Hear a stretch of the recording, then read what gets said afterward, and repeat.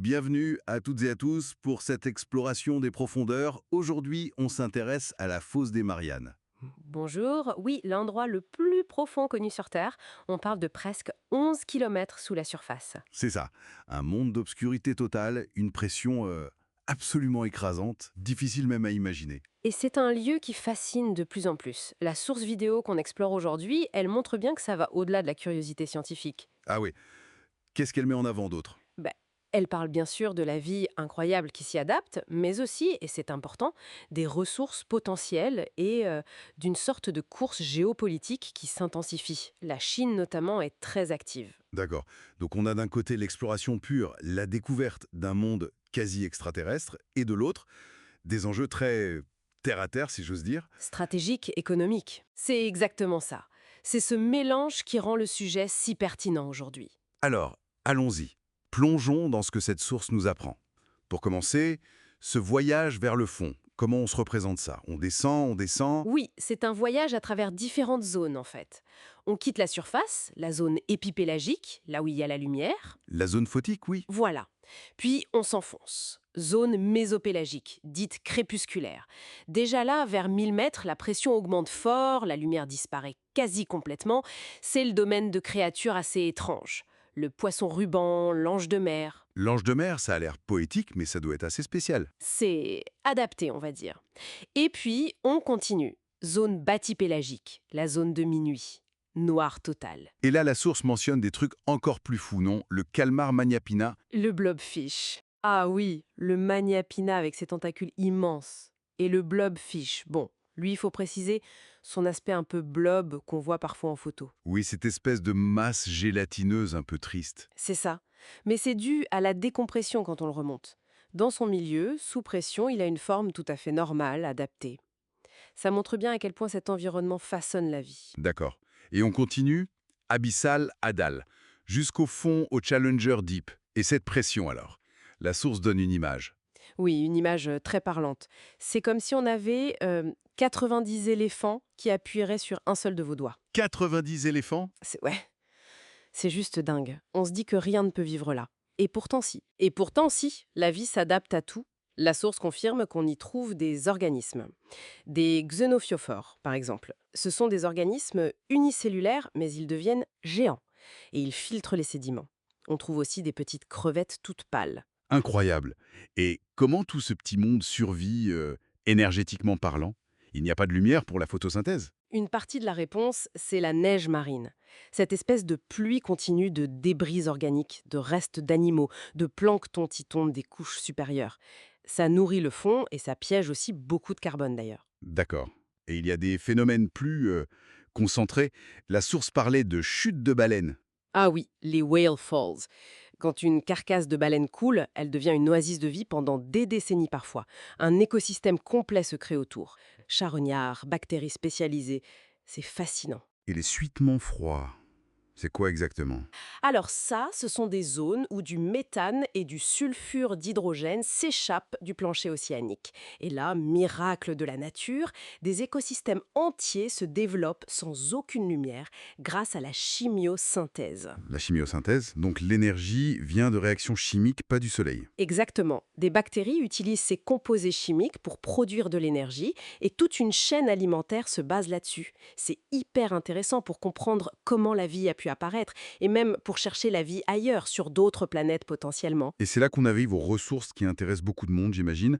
La source mentionne la glace qui brûle. Oui, les hydrates de méthane. Du méthane piégé dans de la glace d'eau sous haute pression et basse température.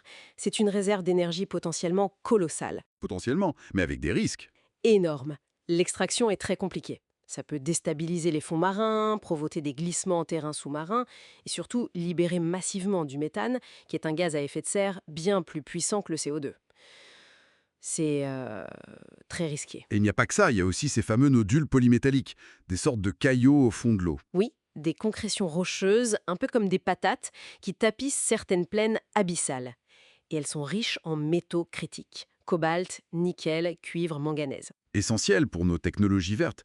les batteries de voitures électriques, tout ça. Exactement. Donc un intérêt économique évident, mais là encore l'envers du décor. L'extraction minière sous-marine, La source est assez claire là-dessus. Ça pose d'énormes problèmes écologiques, non? c'est le moins qu'on puisse dire. Les méthodes envisagées, c'est en gros de racler ou d'aspirer les fonds marins sur des centaines de kilomètres carrés. Ça détruit totalement des habitats qui ont mis des milliers, voire des millions d'années à se former. Et ça libère des nuages de sédiments. Oui, des panaches de sédiments qui peuvent voyager sur des kilomètres et étouffer la vie bien au-delà de la zone minée. Les biologistes marins sont extrêmement inquiets. Ils parlent de dommages irréversibles, d'écosystèmes qui ne se remettraient jamais, ou alors dans des milliers d'années. C'est vertigineux. Ce potentiel économique, face à ce risque écologique, ça nous mène tout droit à la géopolitique, j'imagine. Tout à fait. Historiquement, les plongées étaient des exploits rares, très coûteux. On pense à Picard et Walsh en 1960, James Cameron en 2012, Victor Vescovo plus récemment. Des missions ponctuelles, très médiatisées. Voilà. Mais la Chine, d'après la source, adopte une stratégie très différente. Après la plongée de leur submersible Fendouzet en 2020, ils ne visent plus seulement l'exploit ponctuel. Qu'est-ce qu'ils font alors? Ils développent une approche plus systémique. Ils misent sur des technologies répétables, évolutives, par exemple des flottilles de petits robots autonomes, pas plus grands qu'une boîte à chaussures parfois, pour cartographier et explorer en continu. L'objectif, c'est plus la performance unique, mais la présence quasi permanente et la collecte de données massives. C'est ça. Maîtrise opérationnelle, accès potentiel aux ressources. La source mentionne même un projet chinois de base sous-marine permanente, à 2000 mètres de profondeur, pour accueillir des scientifiques pendant un mois. Une base sous-marine, ça montre une ambition de s'installer, presque. Oui, une volonté d'occuper cet espace stratégique. Et il y a un autre enjeu majeur, les câbles sous-marins. Ah oui, l'épine dorsale de notre Internet mondial, des communications, du commerce. Exactement. 99% du trafic mondial passe par là. Et ils sont vulnérables. La source parle d'un robot chinois, officiellement conçu pour la réparation des câbles, mais qui pourrait tout aussi bien les sectionner. Un potentiel de nuisance énorme en cas de tension géopolitique. On voit bien le tableau. Et ce qui est frappant, selon la source, c'est le contraste dans les investissements. La Chine mettrait des moyens considérables dans les sciences et technologies marines, dans la formation, l'attraction de talents. Et les États-Unis? D'accord. Pendant ce temps, les budgets américains dédiés, notamment ceux de la NOAA, l'Agence océanique et atmosphérique, seraient plutôt en baisse, ce qui fait craindre une perte de leadership historique des USA dans ce domaine crucial. D'accord. Donc si on résume ce que nous dit cette source, on a un environnement extrême, mais où la vie s'accroche. Des ressources potentielles gigantesques, mais avec des risques écologiques majeurs. Et une Chine qui avance ses pions, technologiquement et stratégiquement, face à un Occident, ou en tout cas les États-Unis, qui semble un peu moins investi qu'avant. C'est une bonne synthèse, oui. La fosse des Mariannes devient une sorte de miroir des grandes tensions de notre époque, la course aux ressources face aux limites de la planète et la compétition pour le contrôle des nouvelles frontières, qu'elles soient technologiques ou géographiques. Une question assez fondamentale finalement.